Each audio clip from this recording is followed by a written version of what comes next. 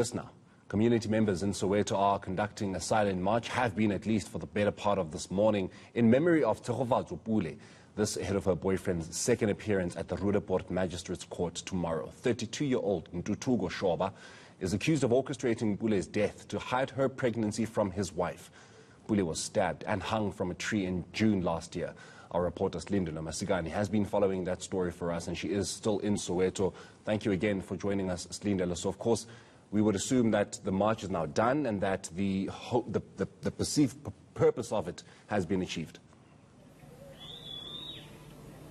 Certainly, I think it's been quite an emotional morning for friends and family of Tshegofatso Pule, who joined community members as well as activists and civil society organizations who came together today to just raise awareness once more around the issues of gender-based violence and the scourge against the violence against women and children, saying really it needs to come to an end. We know that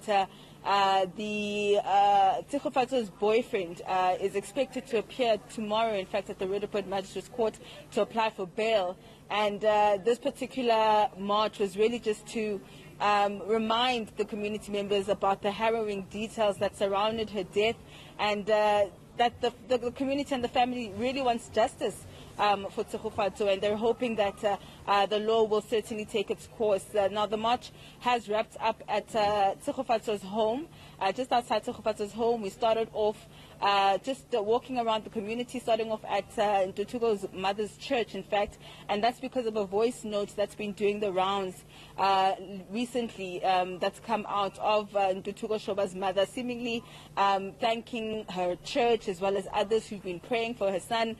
We know that for some time now, those that have been close to Tshegofatso have always thought of Ntuthuko Shoba as a suspect in this case, and now that he's officially been arrested, they are, of course, hoping for justice. But I am joined by Tshegofatso's sister, Tsepang. Thank you so much for joining us, and once again, my sincerest condolences to you and your family. I know it's still quite painful to be reminded of what happened to your sister, but just take us through how you feel about the march today and what it achieved. What it achieved is, I got to a point, I got angered, like I was very angry when I got to the church, and when I got to the house, I was very angry, and repeatedly repeating that voice note angered me. But then again, I love the support, yeah, the community people coming to support us as a family.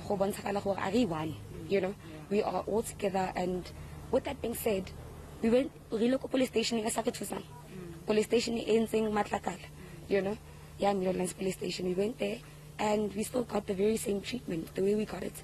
But I'm so happy with what the community did. They came in numbers. It was not a whole lot of numbers, but people actually supported. And guess what? It was women supporting our family. Yeah. And with that being said, I'm so grateful. Yeah. My family is so grateful. Tomorrow's a court case. It's my birthday. It's a very bitter, sweet moment. But I'll always remember her as her. What I do every time when I go to court, or I dress her. Today I was dressing her. Like if you check underneath, I'm wearing her. Yeah. I'm wearing her also. Yeah. It's her. Like I wear her clothes all the time. Just I wear her. I wear her personality. And I realized at the march I was a man at that moment because kids said Isiaka. And I thank you guys. I think everything that you guys are doing for us, you guys showing us on television, is also helping us as a family. Because at the end of the day, we're also human. We have something to do. You guys are doing something, you know. Because imagine and then what should happen? You know, Tshego would have probably given birth by now. Yeah. She would have had her baby. What do you miss about her, and what do you miss about, you know? Her. Yeah. I had to surprise her. She'd ask me, because I was in Pumalang. She's like, and I was like, get out, relax. You know. She said something to me. She's like, Ngwanaka never told me COVID. I didn't understand. She passed on. I was like, oh, she didn't lie. And I had to surprise her. Like, that had to be my daughter. What do you miss about your sister? I love her energy, her aura. She was like, she was very happy. And with that being said, I miss her. You know, because like we went school, same schools, same crèche, same everything. Like Dandina, but I loved her, like dearly.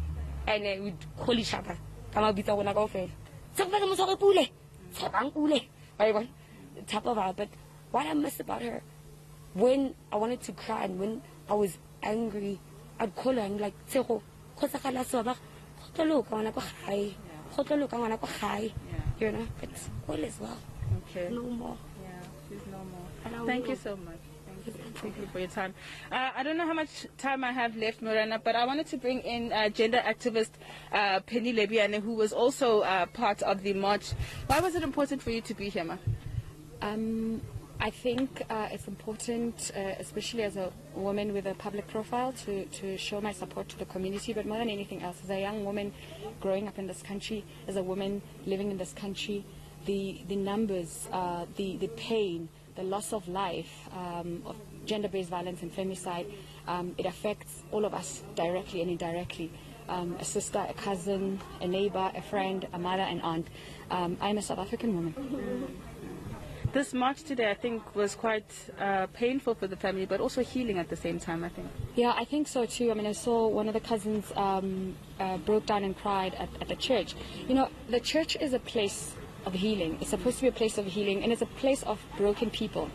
But also we've come to learn that our churches are a place of hiding perpetrators. It's also a place of people go there to hide instead of dealing openly with the issues that we're facing as a community.